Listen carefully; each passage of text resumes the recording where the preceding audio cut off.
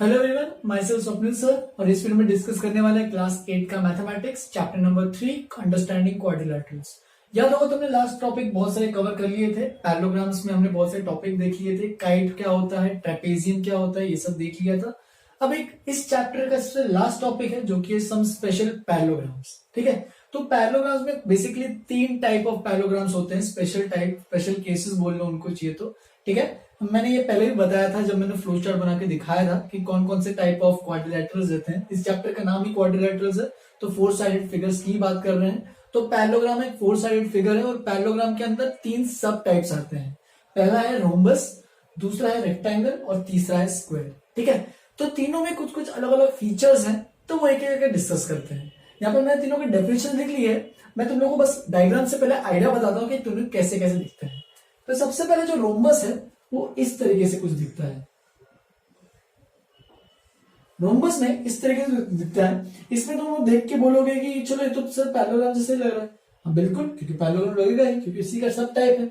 लेकिन उसमें एक और फीचर क्या है कि जो चारों जो साइड्स है वो क्या रहते हैं, इक्वल लेंथ के रहते हैं। ये जो चारों साइड्स है, सपोज ये ए बी सी डी, तो यहाँ पे A B is equal to B C is equal to C D is equal to D A.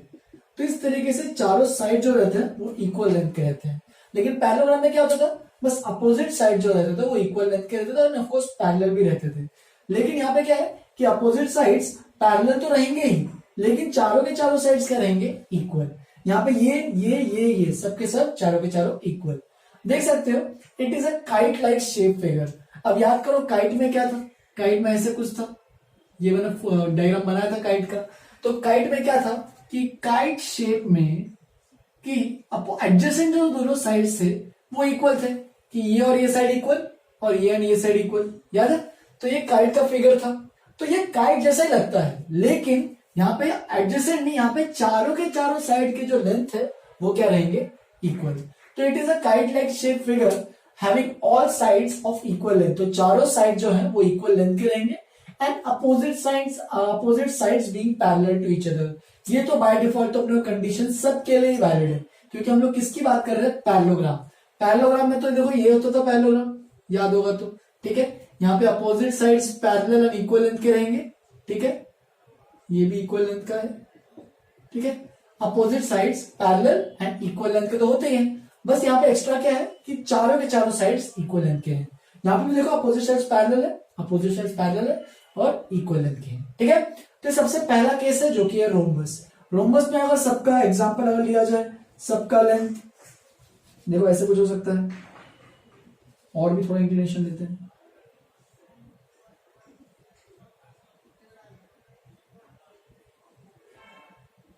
तो इस तरीके से कुछ रोम्बस हो सकता है। चारों के चारों जो साइड लेंथ है वो क्या है, इक्वल रहे। ठीक है, तो इस तरीके से एक रोम्बस हमारा तैयार हो जाएगा। तो ये चारों के चारों जो साइड लेंथ है वो हो सकते हैं कि 5 सेंटीमीटर 5 सेंटीमीटर 5 सेंटीमीटर से 5 सेंटीमीटर के हो सकते हैं। ठीक है, और ऑफ कोर्स पैरेलल तो है ही अपोजिट साइड्स। ठीक है, तो इस तरीके से एक रोम्बस का फिगर बन सकता है। तो ये डायग्राम अच्छे से अपने नोटबुक में बनाना है। और चारों का साइड का ये जो लाइन का मतलब क्या है कि सबके साइड लेंथ इक्वल है। फिर आता है रेक्टेंगल।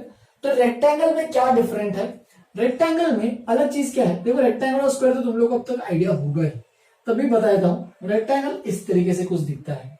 रेक्टेंगल में चारों के चारों जो इंटरनल एंगल्स है वो 90 डिग्री के होते हैं। ठीक है, अब तक जो भी पैरेललोग्राम में देख रहे थे उसमें सब जो भी एंगल्स थे अंदर के वो कुछ 90 नहीं थे। जैसे ये वाला एंगल, ये वाला एंगल, ये वाला एंगल, ये सब 90 डिग्री नहीं थे। लेकिन यहाँ पे क्या है, चारों के चारों जो एंगल्स है, जैसे कि A B C D suppose है क्वाड्रिलेटरल है, इस केस में रेक्टेंगल है, तो ये चारों के चारों एंगल्स क्या होंगे, इक्वल। चाहिए तो सबका सम भी कर सकते हो। सबका सम कितना आ रहा है, 90 प्लस 90 प्लस 90 प्लस 90, 360 आएगा। और होना भी चाहिए 4 साइडेड फिगर के इंटरनल एंगल्स का सम। हमने इसकी प्रॉपर्टी देखी थी। ठीक है, n-2 इंटू 180, और उसका मैंने बताया भी था कि 360 होता है। 4 साइडेड क्वाड्रिलेटरल के अंदर के एंगल्स का सम 360। तो ये रेक्टेंगल में यही है कि क्या, कि पैरेललोग्राम ही है वो। बेसिकली तो पैरेललोग्राम ही हुआ, क्योंकि देखो अपोजिट साइड्स पैरेलल है और इक्वल लेंथ के है। देखो ये भी पैरेलल है, ये भी पैरेलल है। बस एक्स्ट्रा क्या ऐड हुआ है, तो एक्स्ट्रा ये ऐड हुआ है कि all 4 angles being equal to 90 degree. तो ये चारों के चारों जो एंगल्स है वो परपेंडिकुलर है या फिर 90 डिग्री ऐसे बोल सकते हैं। ठीक है, तो ये रेक्टेंगल है। सपोज ऐसी की बात की जाए तो ये भी एक रेक्टेंगल है, ठीक है। सपोज ये एक ले लिया, ये भी एक रेक्टेंगल है। तो बहुत सारे रेक्टेंगल हमें देखने को मिल सकते हैं अलग अलग प्रकार के, तो रेक्टेंगल में तो किसी को कोई दिक्कत नहीं होनी चाहिए। फिर नेक्स्ट आता है स्क्वायर। स्क्वायर तो बाय डिफॉल्ट सबको याद होना ही चाहिए। स्क्वायर में भी क्या होता है, चारों एंगल्स 90 डिग्री के होते हैं, तो इस तरीके से कुछ दिखेगा, देखो। एंड एक्स्ट्रा एक और चीज क्या है कि चारों एंगल्स 90 डिग्री तो है ही, लेकिन चारों एंगल्स की वैल्यू लेंथ भी क्या रहेंगी, इक्वल। तो ये सबको तो होपफुली अब तक तो आइडिया होगा ही। जिनको नहीं पता है वो भी लिख लो एक बार अच्छे से, ठीक है। यहाँ पे डेफिनेशन में मैंने अलग अलग प्रकार से कुछ डेफिनेशन लिखे, यहाँ पे मैंने 2 डेफिनेशन लिखे, दोनों को बताता हूँ।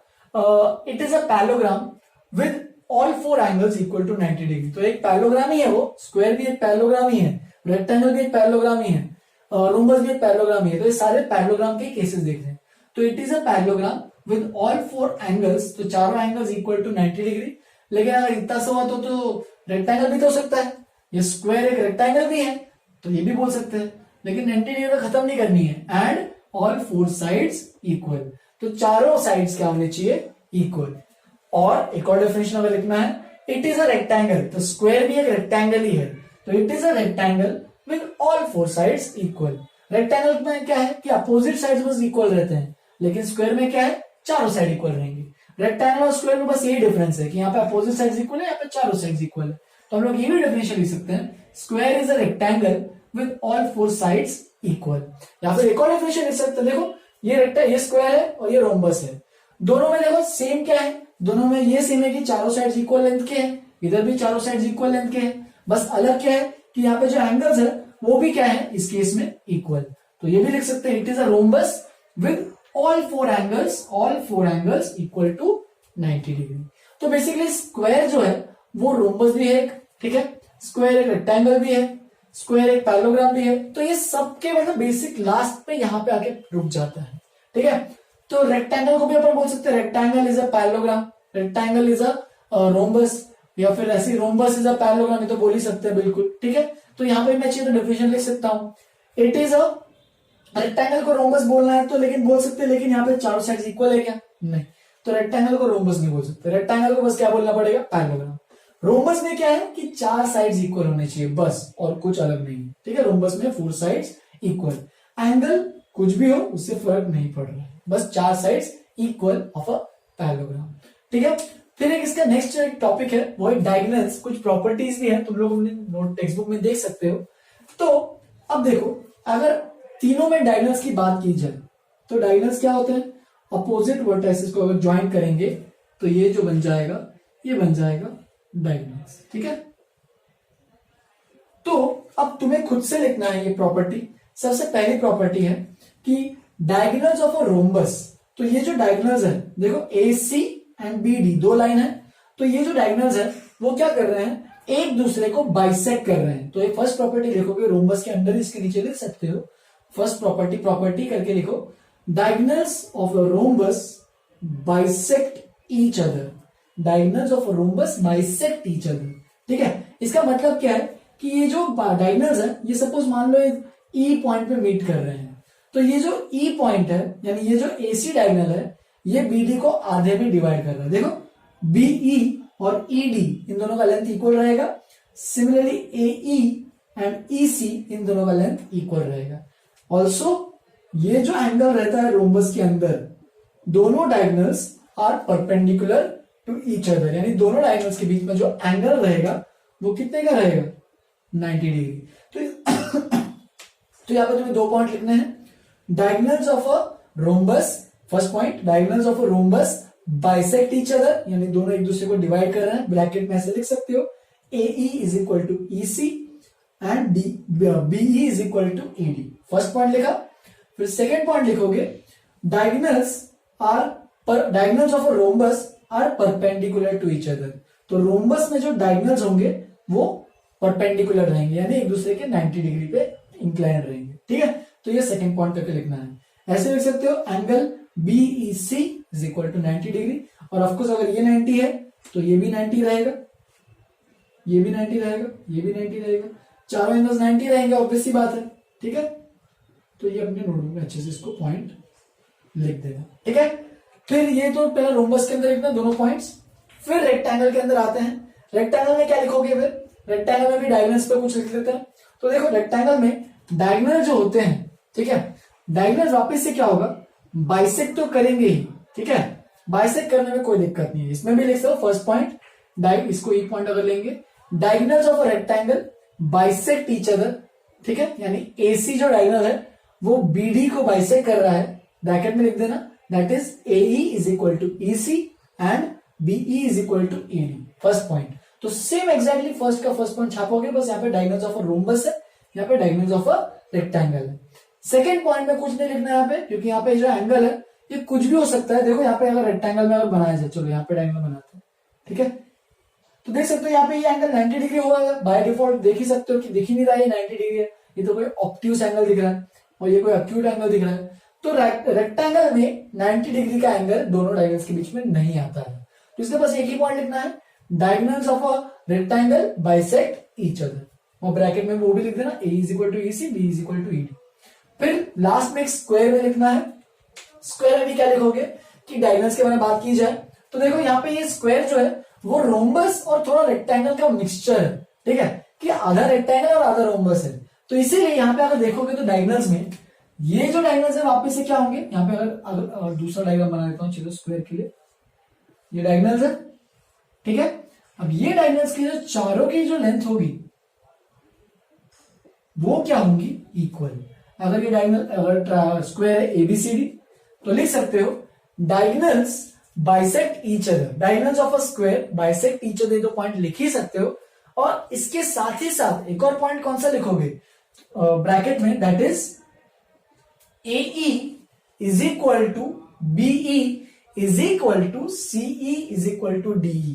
यहां पे ये लेंथ, ये लेंथ, ये लेंथ और ये लेंथ, चारों के चारों लेंथ क्या रहेंगे, इक्वल। अब तक क्या हो रहा था कि ये और ये इक्वल थे एंड ये और ये इक्वल थे, ये और ये इक्वल नहीं थे, ये और ये अलग अलग लेंथ के थे, लेकिन यहाँ पे ये चारों के चारों जो लेंथ है वो सब क्या है, इक्वल।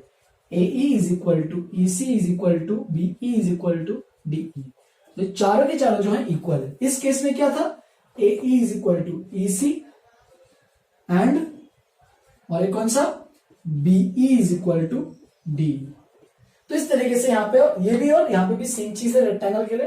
ये पहला पॉइंट लिखोगे, और दूसरा point diagonals of a square are inclined या फिर diagonals of a square are perpendicular करके भी लिख सकते हो। यहाँ पे अगर एंगल निकालोगे तो ये भी क्या रहेगा, 90 डिग्री, ठीक है। तो इसी से अपना थियोरेटिकल पार्ट जो है वो खत्म होता है, ठीक है। तो इतना अपने नोटबुक में अच्छे से लिखो। तुम चाहिए तो नोटबुक अपने टेक्स्ट बुक में थोड़ा सा इसका प्रूफ भी देख सकते हो, तुम्हें देखना है तो। इसमें कोई इतना इंपॉर्टेंट नहीं है इसका प्रूफ, डायगोनल्स के बेसिकली वो डायगोनल्स के प्रॉपर्टी जो दिए हैं उनके एक एक करके प्रूफ दिया है, तुम्हें अगर देखना तो देख सकते हो। एज पर सिलेबस में करना देखा जाए तो इसमें ज्यादा इंपॉर्टेंट नहीं है इसका डायगोनल्स का प्रूफ, बस तुम्हें अच्छे से थ्योरी समझ में आनी चाहिए कि रोम्बस क्या है, रेक्टेंगल क्या है और स्क्वायर क्या है। तो आज अपन इतना ही डिस्कस करने वाले हैं। नेक्स्ट क्लास में कुछ लास्ट के बस एग्जांपल्स बचते हैं, तो बस वो एग्जांपल्स करने वाले हैं, ठीक है। आज कुछ एग्जांपल्स नए अपन डिस्कस नहीं करने वाले हैं। आज तुम अच्छे से इस थ्योरी जो मैं लास्ट का जो थ्योरेटिकल पार्ट खत्म हो गया अपना, ठीक है। जो भी चैप्टर थी का थ्योरेटिकल पार्ट था वो पूरा आज खत्म हुआ। नेक्स्ट क्लास में देखते हैं, जूम क्लास रखते हैं, जूम क्लास में अपन इस पे कुछ एग्जांपल्स करेंगे, ठीक है। तुम्हारे साथ इंटरेक्शन भी बन के रहेगा मेरा, ठीक है। तो जो भी कुछ डाउट होंगे या फिर थ्योरेटिकल कोई भी दिक्कतें होंगी तो वो भी डिस्कस करेंगे, और तुम्हारा रिजल्ट भी मैं तुम्हें चाहिए तो नेक्स्ट क्लास में तुम्हें प्रोवाइड कर दूंगा, ठीक है। तो आज के लिए इतना ही, थ्योरी खत्म करते हैं, ज्यादा कुछ नहीं पढ़ा रहा आज, ठीक है। तो इतना अच्छे से अपने नोटबुक में एक बार लिख लो अच्छे से फिर, ठीक है। थोड़ा सा होमवर्क में जो प्रीवियस मैंने दिया था वही खत्म करना, इस पे तो कुछ होमवर्क नहीं है। एक्सरसाइज 3.4 थी शायद, 3.4 तक तुम लोग सब खत्म करो, ठीक है। 3.1, 3.4 या 3.2 जो भी है, मैंने पिछले क्लास में दिया था होमवर्क, तो उसको अच्छे से अटेम्प्ट करके खत्म करना। नेक्स्ट जूम क्लास में मैं तुम सबसे पूछूंगा किस किस का होमवर्क कंप्लीट है और नहीं है, मैं तुम लोग से क्वेश्चन पूछूंगा, इसलिए तब तक तुम्हारा काम कंप्लीट रहना चाहिए, ठीक है। अगर नहीं रहा तो फिर खैर नहीं, फिर देखेंगे उस टाइम, ठीक है। चलो फिर आज के लिए यहीं पे खत्म करते हैं। Have a good day, enjoy.